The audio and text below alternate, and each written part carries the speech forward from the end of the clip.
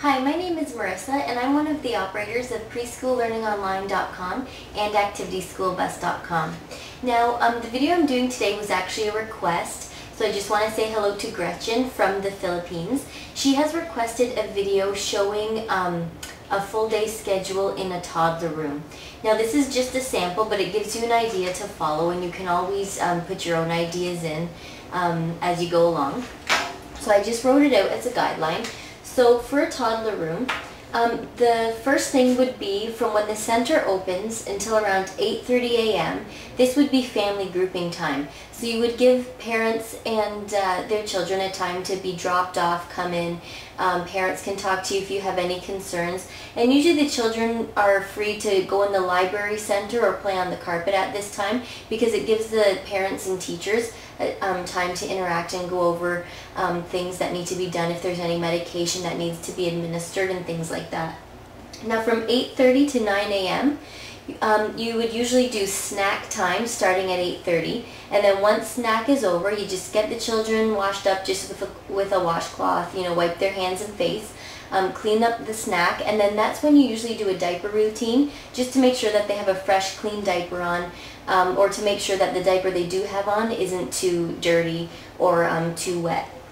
So then, from 9 to 10 a.m., you could do your outdoor gross motor time. This would be outdoor play. And you want to have lots of bikes, push toys, things like that, so the toddlers can get a lot of their energy out.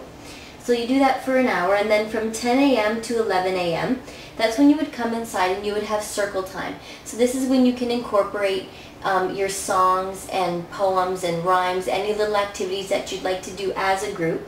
And that usually takes maybe about 5-10 minutes for the toddler room, because toddlers don't have a very long attention span. But if you are doing a activity that really interests them, your circle may last 15 to 20 minutes. It all depends, because everybody's different. And so then also when you're done your circle, you'd want to do your programming in this hour. And your programming would be, you could have a sensory activity out, little science activities. I'm going to have a video up that is going to talk about what to put in the programming area, so watch for that one. But that's what the programming part would be. So after circle, you have your programming and you do learning activities. Then you'd want to do a diaper routine, because it's getting close to lunch and they've been playing, so you want to make sure that their diapers are fresh. So then from 11 a.m. to 11:10 a.m. you want to clean the areas up, make sure the room is clean. You can sit the children at the table, put their bibs on, and give them books to read. And then while they're reading and occupied with the reading, you can set their beds out and things like that. I don't know if your center has beds or mats to put out, but that's a good time to do that. And then from 11:10 to 11:50, that's when you would want to do, you would want to have lunch. You would want to clean up lunch and have the children brush their teeth. So you want to do that whole routine in that 40 to 50 minutes. So lunch, clean up, brushing their teeth, and then getting them onto their beds. Then from 11:50 to 2 p.m., that would be nap time.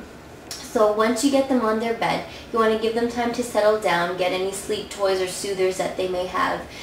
You want to put on some sleep time music, some nice soothing music, whether it's classical or nature sounds, and rub their backs and get them to sleep.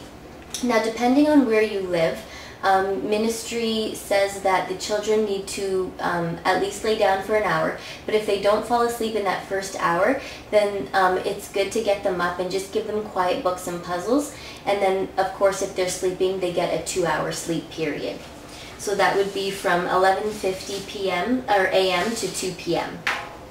Then when they wake up at 2 p.m., from 2 to 3, it would be wake up time, gives you a chance to get their beds away, snack, a diaper routine, and I already said put the beds away. So that gives you a full hour for that. So it's a nice relaxing wake up time. We're not rushing the children. They're not going to be, cranky when they wake up. And then from 3 to 4 p.m., you want to have free play, and this gives the children a time to just kind of play freely because you've been pretty structured all morning with routine. So this gives them a full hour just to play with whatever they want to play. You can have fun kid songs on in the background because that really adds a lot of enjoyment to the room and puts the children in a really good mood. So that's from 3 to 4 is your free play. And then 4 to 5 p.m. you want to try and get outside for at least another hour. 2 hours of outdoor play is really good for children. So from 4 to 5 p.m. is a good time to put that in because especially if it's summer, the sun's not beating down on them. It's not the hottest part of the day. And then from 5 p.m. until close is family grouping time again and diaper check. Now it is a good idea to check their diapers throughout the afternoon, but around this time they've had it on for a couple hours, so you want to make sure they're going home nice and fresh and clean. And then, like I said, family grouping time, so this is when parents are going to be most likely picking up and asking about their day and things like that. So that's about it for the routine. If you have any questions, email me again at preschoollearningonline@yahoo.ca or just leave a message here on YouTube. And just a reminder that it is a daycare, it's not a boot camp. So you just want to be flexible and you want to enjoy the day, and everyone will be in a better mood.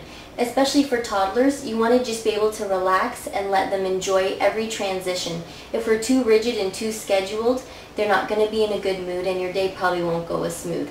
So just be flexible. If you're 5 to 10 minutes late or more for any of the activities, it's not a big deal. So I hope this helped you out, and enjoy the rest of the videos. Thanks. Bye.